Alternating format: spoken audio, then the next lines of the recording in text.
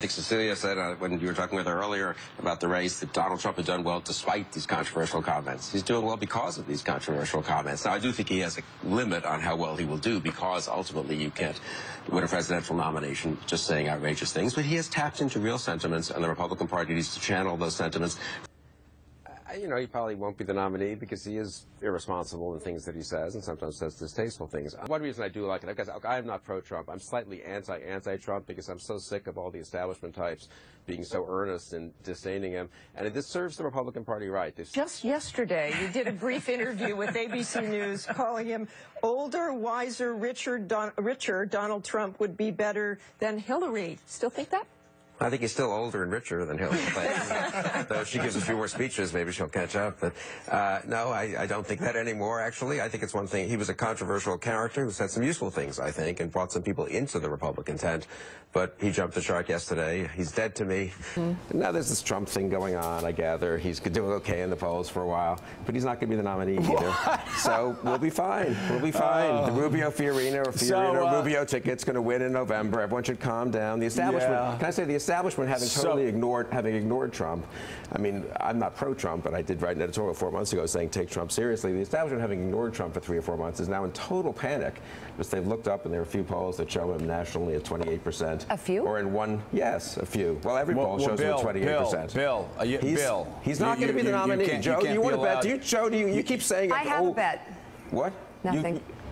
I don't see a path where Donald Trump probably doesn't become the nominee. No, nonsense. Well, listen to this, Bill. Your wishes are ahead of your thoughts here, you know? That may be true. Bill Kristol, your thoughts, first of all, on Cruz. I was actually in Iowa Saturday. I haven't been on the trail as much as Hallie. I would say out there, people I respect think Trump has peaked, that a lot of people are intrigued by Trump. I'm just repeating this so you can laugh. I believe that Donald Trump's candidacy was dealt. I've said this before and I've been wrong, but I really do believe last night could be a moment where finally Republican voters say enough with the being engaged. Trump's interesting. He's saying some things I like. He's sticking it to those politicians. And finally, maybe people will focus on can and should he be president of the United States? And I think Republican primary voters will say no. This kind of passivity in the face of what's happened, it was understandable for a while. A lot of us thought, well, he'll fall of his own accord. You know, the bubble will burst. That clearly didn't, it was clear a while ago that wasn't going to happen. It's now clear, but the idea that now people should give up and give idiotic advice, pretend that, well, we can survive, the Republican senators could distance themselves after the convention, that's ridiculous. So people who care need to step up now. There's plenty of time. Even if Trump does pretty well tomorrow, he will have, what, a quarter of the delegates you need to get nominated? 15 states will have voted, 35 plus more still get to vote. People can step up and act instead of sitting around whining. Again, just going even further on this topic, I think about the notion of what Bill's advocating. I think, you know, as you talk more and more to Republicans who want to stop Donald Trump, who will say to you either privately or sometimes publicly they would rather vote for Hillary Clinton than vote for Donald Trump, and the people who are going to try to stop him, their attitude is, we know that what would happen at a contested convention if we took the nomination away from Donald Trump with a plurality of the delegates. What would happen is we would likely alienate his supporters and we would likely lose the presidential election. But their position is it would be better for us to lose the election than to have Donald Trump tear the party in half as the nominee. Now, you can say that's suicidal, but that is the posture of a lot of people. And with one footnote, their view is that Trump would have huge negative effects down ballot. So Bill, here's a problem. And would also lose the election. 2016 and shouldn't win the election. So yeah, I agree. So here's a problem. Doesn't your third-party scenario make Hillary Clinton president for the next 4, maybe 8 years? I think Donald Trump's winning the Republican nomination honestly makes Hillary Clinton president for the next 4 years, probably. And I would say there is some chance that that third-party person could end up taking off if Trump finally blows up. So I don't. That is the strongest argument against someone doing it. I agree. That will be used. Bill, I feel like you haven't moved beyond the denial stage of grief yet. But totally, I'm sticking with denial. I'm sticking with denial. I understand that. It's very good for one's psychic health. Tweet from Trump critic Bill Kristol. Quote, watching accommodation and capitulation by McConnell, Rubio, one concludes this is the way the GOP ends, not with a bang, but a whimper.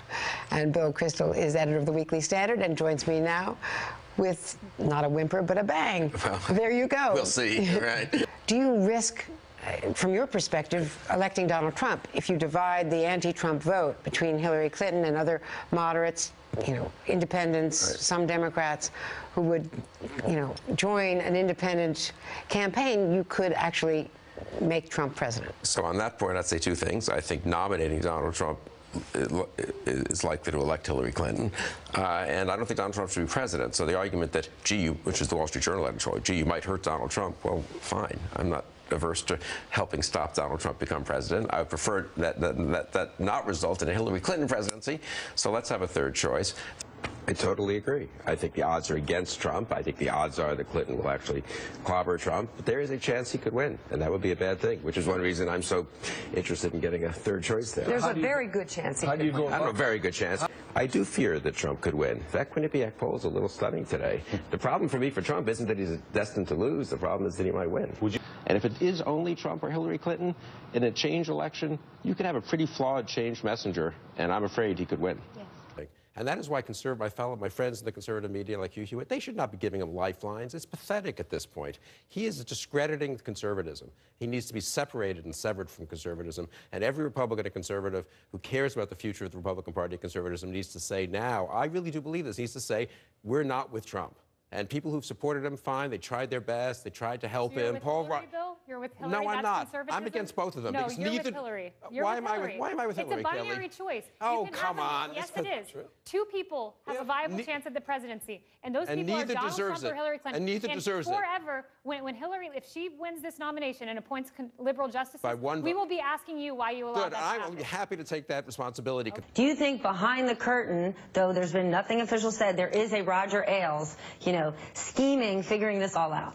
Well, there's plenty of scheming. I'm sure Roger actually is one of the people talking to Donald Trump, and he'll give him good advice. But I don't know, all 100 million people watching, the presidency on the line, Donald Trump knowing deep in his heart he shouldn't be president of the United States.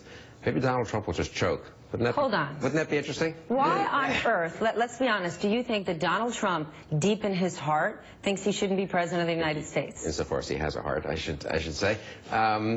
Because surely he's not a foolish man. He's an intelligent guy. He doesn't know anything about public policy. He's demagogued his way to where he is, pretty skillfully, pretty cleverly.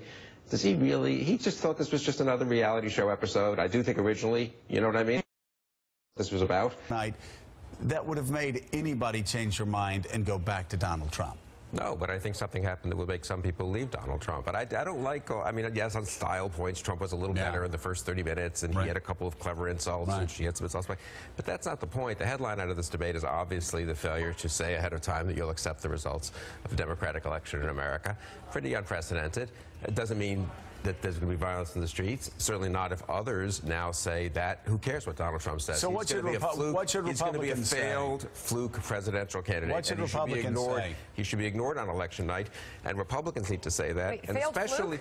Yes, he won the nomination in a fluky way. Him and nominated a fluky him. way. That's not a fluke. Well, I hope it was a fluke. He beat like 16 people. He did, and that's unfortunate. The Republican Party nominated him. I agree, and some Republicans have refused to support him, and he's going to lose the general election. That's not a fluke. And well, I think it was a fluke in some ways, and in other ways he tapped into some deep anxieties. I mean, he got a minority of the vote. A fluke is something he got a minority of the vote. Okay, fine. You can blame the Republican Party. Should feel bad.